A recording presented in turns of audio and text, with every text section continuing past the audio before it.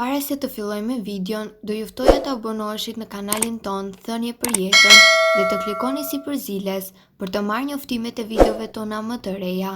Faleminderit. Doni të keni një zemër të fortë dhe të jetoni 100 vjeç. Kardiologu zbulon sekretin.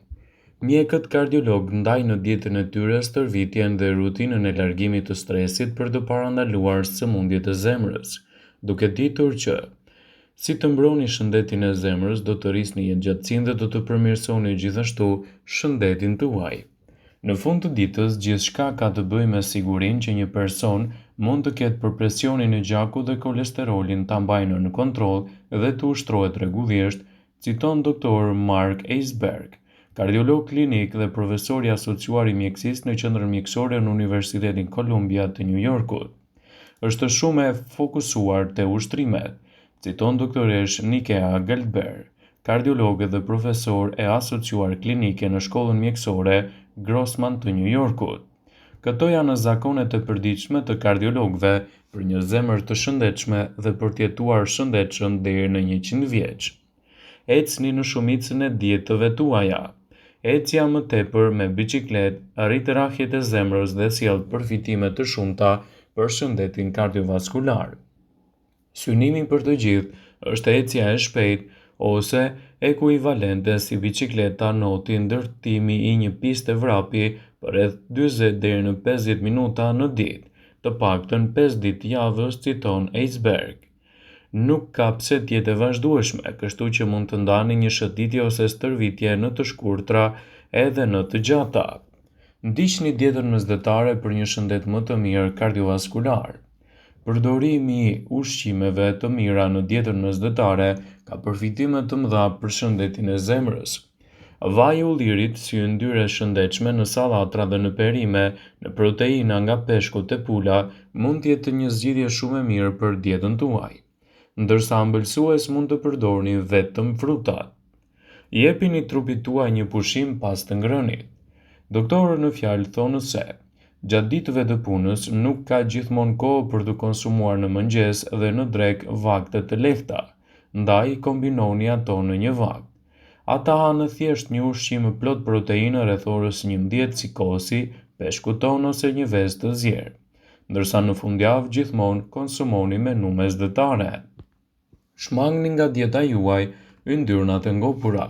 Ushqimet me kolesterol të lartë si vezët nuk rrisin domosdoshmërisht nivelin e kolesterolit, por janë gjithmonë ato të larta në yndyrat të ngopura dhe për këtë arsye shmangni proshutat, gjalpin, ushqimet e skuqura dhe bulmetit me yndyra të plota për të përmirësuar kështu shëndetin tuaj kardiovaskular. Bëni gjumë të mjaftueshëm çdo mbrëmje.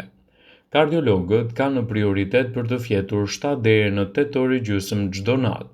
Fjetja më pak lidhet me presionin e lartë të gjakut dhe shtimin në peshë, citon Goldberg.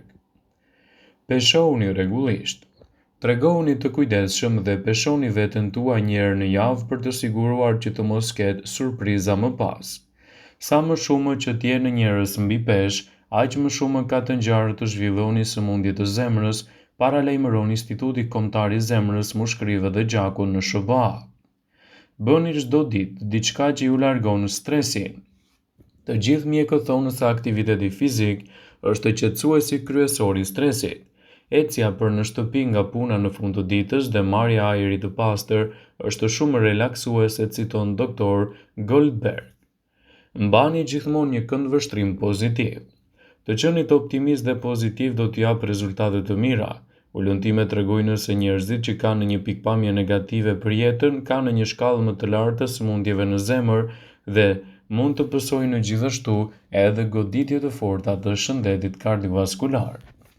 Sëmundjet e zemrës ishin shkaku numër 1 i vdekjeve në Shtetet e Bashkuara në vitin 2020, sipas qendrave për kontrollin dhe parandalimin e sëmundjeve CDC. Por studiuesit vazhdojnë të mësojnë më shumë se si të parandaloni sëmundjet kardiovaskulare, të cilat përfshin si goditje në tru ashtu dhe sulmin në zemër, dhe është e qartë se të ngrënit dhe të jetuarit shëndetshëm mund të bëjnë ndryshime të mëdha për shëndetin tuaj. Ekspertët theksojnë se çfarë duhet të përfshini në dietën tuaj për të mbajtur zemrën tuaj të lumtur në dekadat në vijim. Salmoni. Salmoni dhe peshqit si sardelet janë superyjet e ushqimeve të shëndetshme për zemrën. Kjo për shkak se ato përmbajnë sasi të bollshme të acideve yndyrore omega-3, që kanë treguar se ulin rrezikun e aritmisë, ulin trigliceridet dhe përmirësojnë shëndetin tuaj. Shoqata Amerikane e Zemrës rekomandon të hani peshk dhe mundësisht peshk të yndyrshëm të paktën 2 herë në javë. Ju gjithashtu mund të merrni vajra të peshkut të pasuruar me omega-3 si suplement dietike. Gjithsesi, ato mund të mos kenë omega-3, DHA dhe EPA që gjenden posaçërisht tek peshku yndyror. Edhe bollguri mund të jetë një ndihmës shumë i mirë në këtë aspekt. Bollguri është i pasur me fibra të tretshme të cilat mund të ulin kolesterolin.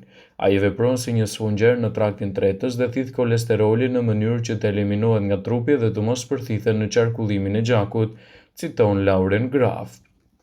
Manaferat. Jo vetëm boronicat, por luleshtrydhe dhe manaferat e tjera mund të ulin rrezikun e sëmundjeve në zemër.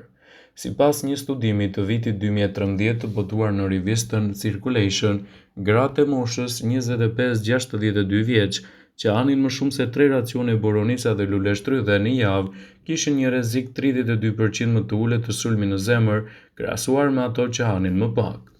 Autorët e studimit ja atribojnë në përfitimet komponentëve të njohur si antioksidanin flavonoid që ulin presionin e gjakut dhe zgjerojnë enët e gjakut. Çokolada e zezë. Disa studime kanë treguar se çokoladat e zeza, çokoladat e përbëra nga të paktën 60 deri në 80% kakao, mund të jenë të dobishme për shëndetin e zemrës suaj.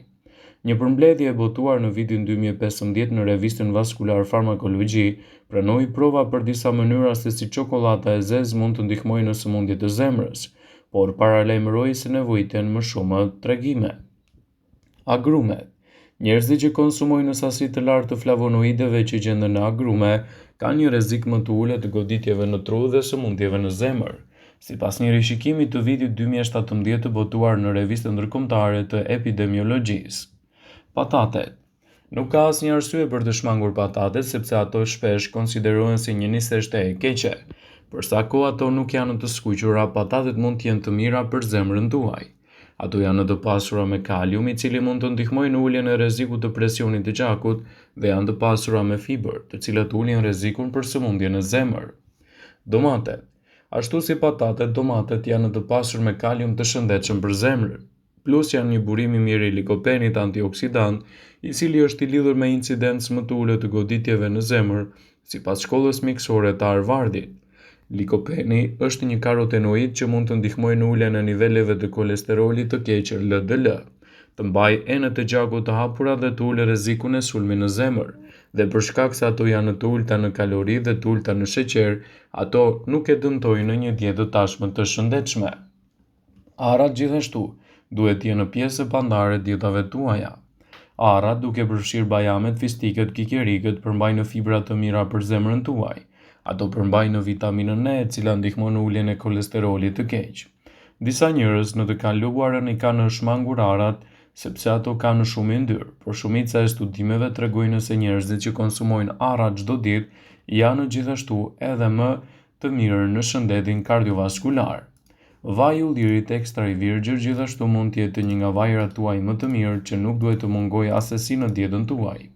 Kjo për shkak të elementeve të tij të lartë ushqyes mund të cilësohet si një nga produktet më të mira për shëndetin tuaj kardiovaskular dhe asesi nuk duhet të mungojë në dietën tuaj.